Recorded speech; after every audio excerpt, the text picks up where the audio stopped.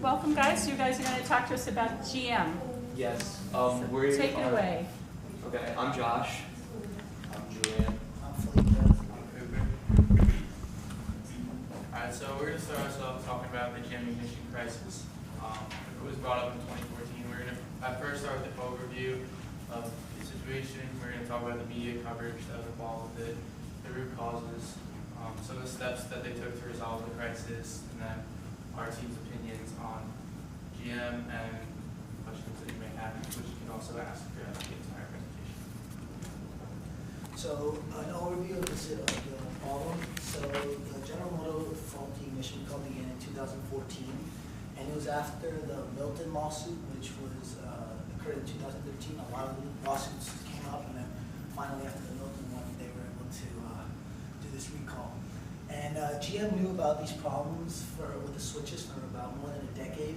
All the employees knew, but they didn't say anything about it. And then they were finally able to recall 2.6 million small cars worldwide. And the flaw would cause engines to shut off, so the steering would not be, it wouldn't be, the steering wouldn't work and the brakes wouldn't either, and also the airbags wouldn't work either, so it made everyone in danger, which led to so many deaths. The ignition switches were responsible for 124 deaths and 275 injuries, and GM has paid roughly $2 billion in criminal and civil penalties due to the switch, and they were able to bounce back from the situation just because the CEO, Mary Barra, transformed the whole culture into an era of openness, honesty, and she was trying to build relationships and public trust. Okay, this is a little animation that shows how the ignition switch fails. It's super short, it's like less than a minute. And it was in the Chevy Cobalt. So you'd be driving down the road and like you'd hit a little speed bump or like anything, a pothole, and if you had a heavy keychain, and it like bounced, and when it was coming down, it would actually turn the ignition into the off position, which would like lock your steering, and you don't have power brakes, and then you'd like basically lose control of your car. And then with that, the cars were also designed to where the airbags wouldn't go off when the ignition was turned on. So that's why most of these deaths occurred. Alright, so once the recall was announced in public in 2014, media outlets quickly jumped on it. Example of Fortune, like some companies or some media outlets really like the new CEO, Mary Barra, such as Fortune, she called her Crisis Manager of the Year. However, some media outlets such as Time have criticized her for evading questions about why it took so long for them to finally recognize it, since they found out in 2001 and waited until 2014 to finally do the recalls. Yeah, so there's a lot of like mixed feelings in the media about the new CEO and just GM as a company as a whole. So some of the root causes that we really focused on was a culture of secrecy. This is probably the biggest one, just because of it's starting with the very lowest paid position, going all the way up through top management. Like even the lowest of the low employees were taught to keep this secretive. They had a really unethical cost-benefit analysis, which I'll go into later, and also talk about the GM nod and salute. So the culture of secrecy, just like I said, the employees knew that they had these defective switches, and they were really never told to tell anyone about it. They've known since 2001, and not until these big lawsuits came out did they really realized oh, we have a huge issue.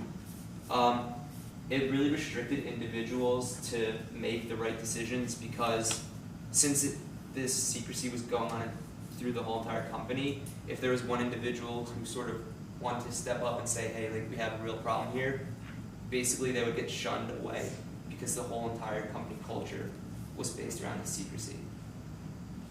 And then it promoted a utilitarian ethical approach, which basically said that the cost of their shareholder value was higher than customer safety.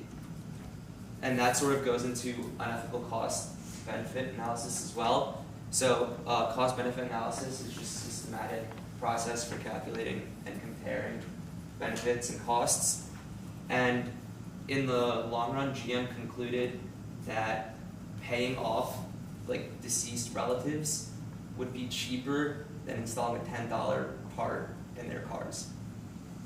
Just think about that for a second. They thought that it would be cheaper to pay dead people off than to fix their car parts. I can't believe that. It just shows that they were super secretive about what they were doing, and they really like didn't care about the people that they were affecting. So this man named Anton Valukas came out with a report that he sent out to the GM, to General Manager, General Motors employment, and he basically covered two really important things, which he liked to call the GM nod and the GM salute, where employees actually came to him and said that like when they came into meetings, this was a GM nod, and this proposal was brought up to fix the ignition switch, everyone would sort of just be in a circle, they'd nod in agreement, and then like leave and do absolutely nothing about it.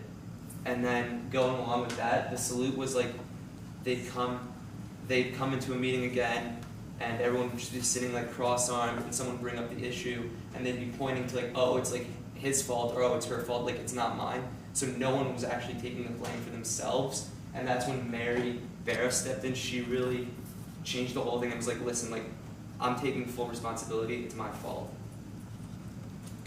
So after the recall began in 2014, Mary Barra was appointed as the CEO. And she took this crisis as an opportunity to like rebuild the culture of the company, which she did by restoring the transparency, openness, and honesty. So she started by making a public apology to the families of the victims and by taking responsibility for the entire crisis. She created compensation funds for the families of the victims also before there was any legal liability established. She also created the Speak Up for Safety program. So the Speak Up for Safety program was designed to end the culture of secrecy that Josh spoke about. It instituted a moral code that made safety a priority throughout the entire company, and it empowered the employees to speak up about safety issues.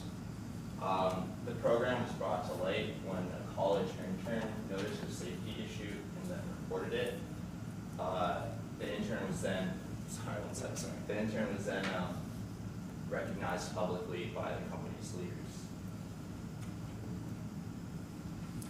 Can I ask a question? Does anybody find that amazing that a college intern had such a huge impact? Yeah.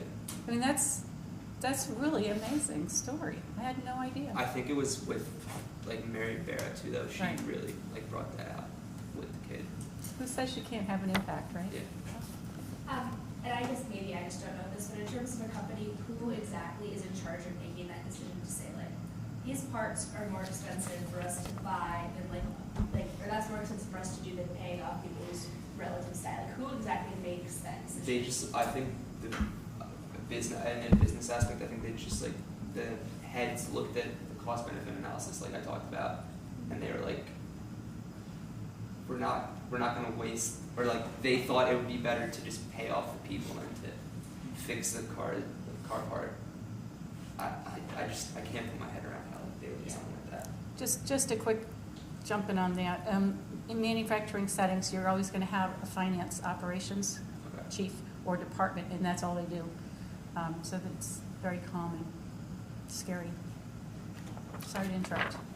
So, along with the Speak Up for Safety program, Mary Barra also created the Global Product Integrity Organization. This organization consisted of the global safety leader and 35 investigators whose responsibility it was, who were responsible for maintaining the safety standards throughout the whole company across all the departments. So they did this by using advanced analysis tools and processes that were meant to flag and prevent any safety issues during vehicle development.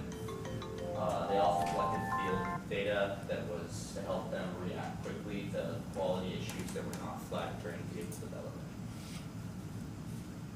So as a team, we came together and thought that prior to Mary Vera becoming CEO of GM, it was clearly that GM was very ethically at fault because they didn't recognize this problem for 13 years, and Josh said for rather paying dead people off than to fix the actual problem. However, once Vera said that we think that everything's been getting back to where they were before the crisis, she completely changed her culture to deal with it, and she accepted responsibility and dealt with the issue swiftly. An example of just how well they're rebounding from it is that Warren Buffett put $3 million into the company. It's because he thinks that they've dealt with the issue so well. Yeah, going along that, I think the biggest step in what they did was that Vera accepted responsibility. I mean, the second that she said, I'm responsible, even though she was just recently appointed in 2014, that completely changed the way that everyone's going to look at them. Anyone have any questions? Did the CEO before this, the new CEO, get in trouble for any of this because he or she was the person? No, they actually, Vera actually only fired like 15 engineers who like knew or like worked on the issue, and like they're the ones who created it supposedly. Like there's still a lot that she's trying to figure out too, because I mean, prior to her stepping in this process had been going on for over a decade, so she's still trying to figure out a lot. Out of curiosity, why did they hold the CEO before Vera?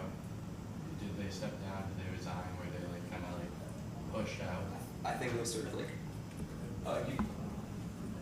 No, they were just pushed out. Yeah, they were pushed down, and Mary Vera, she stepped up. And they were overlooking everything, like they were just ignoring it, just because the investigations, there were investigations for every car, and they would not write like a full report just because they knew that there were problems, but they just didn't want to address it at the moment. Other questions? Thank you, gentlemen. Thank you.